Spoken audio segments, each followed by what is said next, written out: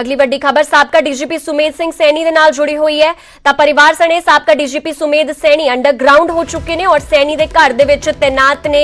ਸੁਰੱਖਿਆ ਮੁਲਾਜ਼ਮ ਔਰ ਸੁਰੱਖਿਆ ਮੁਲਾਜ਼ਮਾਂ ਨੂੰ ਛੱਡ ਕੇ ਕਿਤੇ ਚਲਾ ਗਿਆ ਹੈ ਪਰਿਵਾਰ ਔਰ ਸੈਣੀ ਦੀ ਪਤਨੀ ਨੇ ਸੁਰੱਖਿਆ ਵਾਪਸੀ ਦਾ ਇਲਜ਼ਾਮ ਜਿਹੜਾ ਲਗਾਇਆ ਸੀ ਉਸ ਦੇ ਲਈ ਉਹਨਾਂ ਨੇ ਡੀਜੀਪੀ ਨੂੰ ਇੱਕ ਚਿੱਠੀ ਵੀ ਭੇਜੀ ਸੀ ਔਰ ਸੁਰੱਖਿਆ ਵਾਪਸੀ ਦਾ ਦਾਅਵਾ ਜਿਹੜਾ ਉਹ ਕੀਤਾ ਗਿਆ ਸੀ ਤਾਂ ਸਰਕਾਰ ਨੇ ਪਤਨੀ ਦੇ ਦਾਅਵੇ ਨੂੰ ਕੀਤਾ ਸੀ ਖਾਰਜ ਕਿਉਂਕਿ ਸਾਬਕਾ ਡੀਜੀਪੀ ਸੁਮੇਧ ਸੈਣੀ ਨੂੰ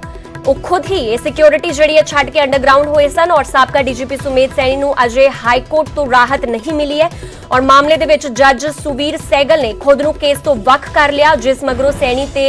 गिरफ्तारी दी तलवार लटकी हुई है। तो तुहानूं दस दईए कि लगातार डीजीपी सुमेध सैनी दा हजे तक भी कोई अता पता नहीं है और यही कहा जा रहा है कि सुमेध सैनी अपने परिवार सने अंडरग्राउंड हो चुके ने और उन्हां दा हजे तक कोई अता पता नहीं लग सकिया है। इस दे नाल उन्हां ते लगातार गिरफ्तारी दी तलवार जिहड़ी लटकी हुई है। स्पैशल इन्वेस्टिगेशन टीम वल्लों भी भाल जिहड़ी जारी है। हालांकि उन्हां दे सुरक्षा मुलाजम तैनात है उन्हां दे घर दे विच ही तैनात ने। फिलहाल इस मामले ते होर जानकारी वास्ते साडे सहयोगी मनोज राठी साडे नाल जुड़े हुए ने। तां मनोज गिरफ्तारी दी तलवार लटकी हुई है पर सुमेध सैनी दा हजे तक कोई अता पता नहीं है। कहा जा रहा है कि अंडरग्राउंड हुए ने। देखो नवजोत सब तो वड्डी गल है कि लगातार जिहड़ा ये हुण 29 साला बलवंत सिंह मुल्तानी लगातार किडनैपिंग केस जिहड़ा हुण चलिया 302 जिहड़ी लगी है लेकिन सब तो वड्डा सवाल इहदे विच यही है कि आखिर सुमेध सिंह सैनी है किथे अंडरग्राउंड हो गए। अजे भी उन्होंने घर के बाहर असीं खड़े हाँ जिथे उन्होंने जैमर जी गड्डी है जी सिक्योरिटी उन्होंने मिली हुई है वो सारी सिक्योरिटी अंदर के जोड़े गार्ड्स ने वो सारे इत्थे ही हैं लेकिन सुमेध सिंह सैनी किथे यानी कि अंडरग्राउंड किथे चल गए क्योंकि सब तो बड़ा सवाल इहदे विच यही है कि जिहड़ी SIT वालों लगातार जिहड़ी स्पैशल इन्वेस्टिगेशन टीम छापेमारी की है अलग अलग टीम जिहड़ी 7 तो 8 जिहड़ी टीमां बनाई गई अलग अलग टीम जिहड़ी है दिल्ली पंजाब हरियाणा चंडीगढ़ ये सारी जगह ते छापेमारी कर रही है लेकिन हजे तक उन्हां दा कुछ भी पता नहीं लग पाया। लेकिन हुण सवाल इहदे विच कई ने कि बई आखिर सुमेध सिंह सैनी ते वो है किथे क्योंकि लगातार हुण पंजाब सरकार वालों भी एक प्रैस नोट जारी किया गया सीगा सीधा साफ तौर पर कहा सी कि बई उन्हां दी जिहड़ी सिक्योरिटी है वो उन्हां नूं वापस नहीं लिता गया उन्हां दी सिक्योरिटी भी इत्थे ही है उन्होंने घर के बाहर तैनात है लेकिन वो किथे है ये सब तो बड़ा सवाल है कि सुमेध सिंह सैनी अंडरग्राउंड हो चुके हैं अपनी सिक्योरिटी नूं भी छड्ड के उन्होंने सिक्योरिटी सारी इत्थे ही है। लेकिन नवजोत इहदे विच हुण कल यानी कि सोमवार नूं इहदे कोर्ट च हाई कोर्ट च जिहड़ा हैगा वो बेल एप्लीकेशन ते सुनवाई है यानी कि हुण उन्हां नूं राहत मिलूगी या उन्हां दी मुश्किलां जिहड़ियां वधूगी उहदे इसके साथ साथ केस ट्रांसफर दी भी जिहड़ी कल जिहड़ी सुनवाई होनी हाई कोर्ट च ते हुण कल ये बड़ा कल अहम जी हैगी सुनवाई होनी है हाई कोर्ट च कि बई उन्होंने उन्होंने जी मुश्किल है वो वधूंगी या फिर उन्होंने कुछ रिलैक्सेशन मिलूगा क्योंकि मोहाली कोर्ट च जी बेल एप्लीकेशन डिसमिस हुई थी उस तो बाद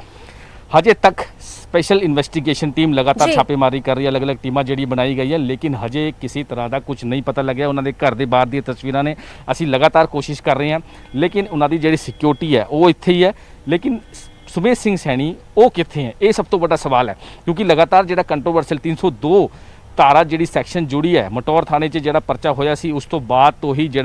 केस चल रहा बेल जी उन्होंने डिसमिस हुई है उस तो बाद जी 302 जो वादा माफ़ी के जोड़े गवाह उन्होंने अपनी स्टेटमेंट दी है कहीं ना कहीं जी मुश्किल लगातार सैनी की बढ़दियां जा रही है लेकिन हुण वायलेशन का भी एक नोटिस जो इन्हों दिता गया सी इत्थे घर के बाहर चिपकाया गया सीगा क्योंकि वो इत्थे नहीं मिले उन्होंने सिक्योरिटी जी है उन्होंने रिसीव किया सी कि बई वायलेशन ये है कि तुसी जब कोर्ट का केस चल रहा है तो उस तो इलावा तुसी इत्थों बाहर नहीं जा सकते लेकिन वो बाहर इत्थे है ही नहीं वो अंडरग्राउंड है वो है किथे ये सब तो बड़ा सवाल है। लगातार SIT भी जी अपनी जांच कर रही है SIT लगातार कोशिश कर रही है उन्होंने भाल दी उन्होंने कोशिश कर रही है की जा रही है लगातार ट्रेस किया जा रहा है लेकिन हजे तक उन्होंने कुछ भी नहीं पता लग पाया। लेकिन जी कल नवजोत सुनवाई होनी है कल जी हाई कोर्ट च सुनवाई होनी है वो एंटीसेप्टरी बेल नूं लैके सुनवाई है कि बई उन्होंने उत्थों राहत मिलूगी या फिर उन्होंने जी मुश्किल है वो वधूगी। दूजी जी उन्होंने केस ट्रांसफर की उन्होंने गल की सी बई केस जो ट्रांसफर किया जाए CBI नूं दिता जाए या फिर बाहर की कोई एजेंसी है उन्होंने केस दिता जाए लेकिन उहदे विच भी कल सुनवाई है। हालांकि जी सुनवाई है दोनों पहला भी डिले हो चुकी है क्योंकि जोड़े उत्थे जज बैठे ने हाई कोर्ट च उन्होंने साफ तौर पर मना कर दिता सीगा एक केस लेने नूं लेकिन कल का जिहड़ा समा है वो रखा गया जिहदे विच हुण सुमेध सिंह सैनी दी दोनों जी सुनवाई है केस ट्रांसफर की भी ते एंटीसेप्टरी जी बेल है उहदे ते भी। इस तो इलावा सवाल सब तो बड़ा क्वेश्चन पर मनोज इत्थे सब तो बड़ा लूप होल ये भी है कि इन्ने दिन हो गए और इन्ना बड़ा अधिकारी है और जिसका अज तक कोई अता पता नहीं लग पाया तो लूप होल तो बहुत बड़ा है कि मतलब अच्छी तरह भाल नहीं की जा रही। SIT आखिरकार की रोल प्ले कर रही है और कहा जा रहा है हिमाचल दे विच भी उन्हां दा एक फार्म हाउस है उत्थे भी ट्रेसिंग जारी है। ਦੇਖੋ ਨਵਜੋਤ, ਲਗਾਤਾਰ ਹਿਮਾਚਲ ਦੀ ਆਪਾਂ ਗੱਲ ਕਰੀਏ, ਪਹਿਲਾਂ ਵੀ ਛਾਪੇਮਾਰੀ ਜਿਹੜੀ ਹੈ ਉੱਥੇ ਕੀਤੀ ਗਈ ਸੀ। ਉਹਨਾਂ ਦੇ ਘਰ ਜਿਹੜੇ ਹੈਗੇ ਸੈਕਟਰ ਚੰਡੀਗੜ੍ਹ ਦੇ ਸੈਕਟਰ 20 'ਚ, ਉੱਥੇ ਵੀ ਛਾਪੇਮਾਰੀ ਜਿਹੜੀ ਹੈ ਉਹ ਕੀਤੀ ਗਈ ਸੀ। ਮੋਹਾਲੀ ਦੇ ਸੁਹਾਣਾ 'ਚ ਵੀ ਛਾਪੇਮਾਰੀ ਜਿਹੜੀ ਹੈ ਉਹ ਕੀਤੀ ਗਈ ਸੀ, ਲੇਕਿਨ ਉਹਨਾਂ ਦਾ ਕੁਝ ਵੀ ਪਤਾ ਨਹੀਂ ਲੱਗ ਪਾਇਆ। ਯਾਨੀ ਕਿ ਹੁਣ ਭਾਰਤ ਦੀ ਸਰਕਾਰ ਵੱਲੋਂ ਵੀ ਸਾਫ਼ ਤੌਰ ਤੇ ਪ੍ਰੈਸ ਰਿਲੀਜ਼ ਕੀਤਾ ਗਿਆ ਕਿ यानी कि